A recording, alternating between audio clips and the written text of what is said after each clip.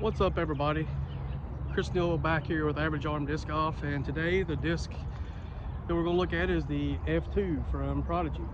It has a speed of 7, glide of 5, turn of -1, and a fade of 3. So it's a little on the understable side, especially the newer runs that have the flight numbers on it.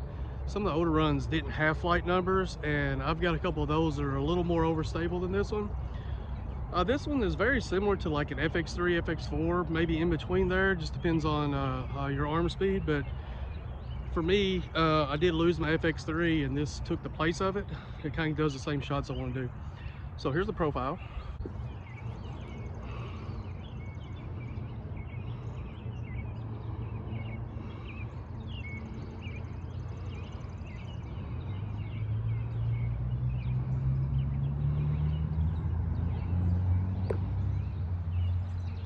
So yeah, I'll just throw it on all 3 angles and we'll see what I do. There is a slight headwind, so I'm expecting it to turn it a little more than what it would if there was no wind, but I don't think it's anything that's detrimental to the purpose of the video.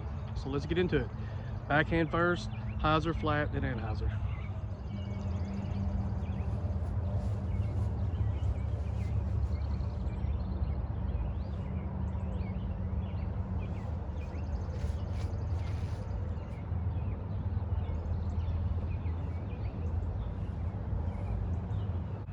Okay, so threw it on hyzer.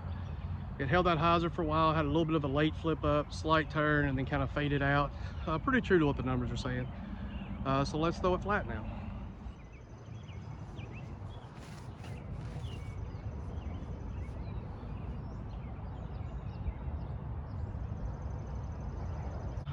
Okay, so through the F2 flat, kind of held that flat, did a little S turn, nice little S turn actually. That's throwing it flat. So also it looks like I'm hitting around the 300 mark, maybe a little shy. I don't have my rangefinder to mark it off, but I do know that that road's about 350, so I'm about 50 feet short of it.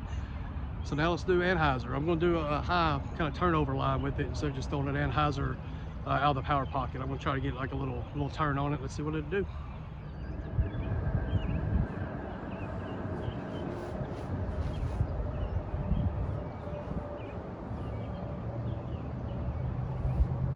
Okay, threw it on anhyzer, tried to get it a little high, and it got up in the air, and it just wanted to get to the ground pretty quickly on that anhyzer. So a really good turnover disc, probably a little less angle, and you could get it to fade right if you wanted to.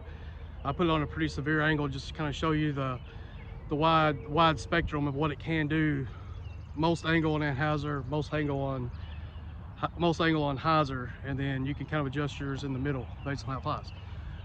So now we're going to do forehand, and if you're new to the channel, this is where I preface this with I am not a forehand player. I'm working on it, it's getting better. So this may be the part where the video falls apart. That's okay. Feel free to drop a comment and roast me. But I'm going to do the best I can as an average arm disc golfer with it. So let's go hyzer first, forehand.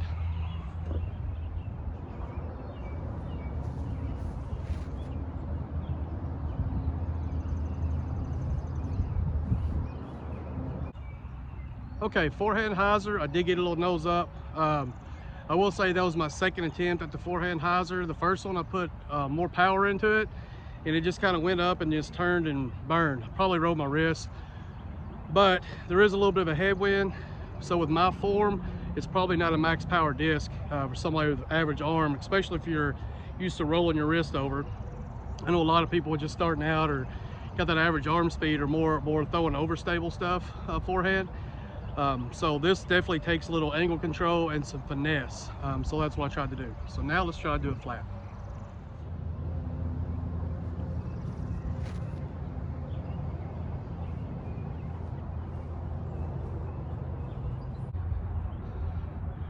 Okay, so I threw it flat with even less power than I did the hyzer shot. Just because it is understable and a little headwind, I'm realizing that because it's so finicky on the forehand, the F2 is, that it's all about the finesse, as I mentioned in my last throw. I did try one like a more power and it just turns over. So just keep that in mind. The F2 on forehand is more of a finesse, less power shot, probably something that you're trying to get that 2 to 240 shot with, maybe shape a line through the woods or a tighter fairway. maybe even a low ceiling shot. You know, it does have that ability to cut through the wind pretty good. So now I'm gonna throw it on an anhyzer, but I'm gonna kind of replicate like like a standstill anhyzer, where you're trying to, maybe you're off the fairway or something, or you got a real sharp corner to get around and you're just trying to finesse something to finish left for the right hand forehand players. So let's do the anhyzer now.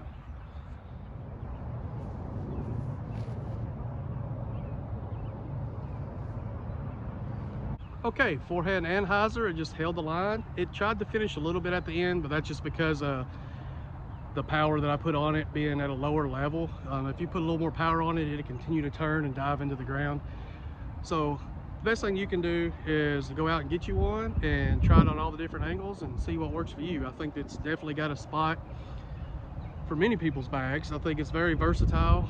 Hyzer flip, turnover shots, straight with the S curve. So you could probably find a use for this on just about anything.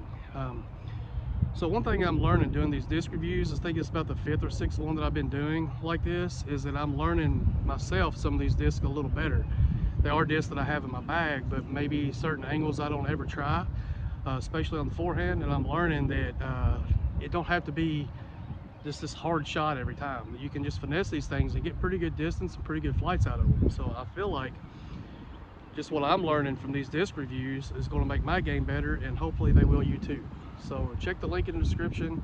Check out foundationdisc.com. They're one of my sponsors. The link will take you to my affiliate page, to where they'll see that I'm driving people to the website. It's always appreciated. See if they got some F2s or something else you like. You can also check out prodigydisc.com. And until next week, get out and have fun throwing your discs.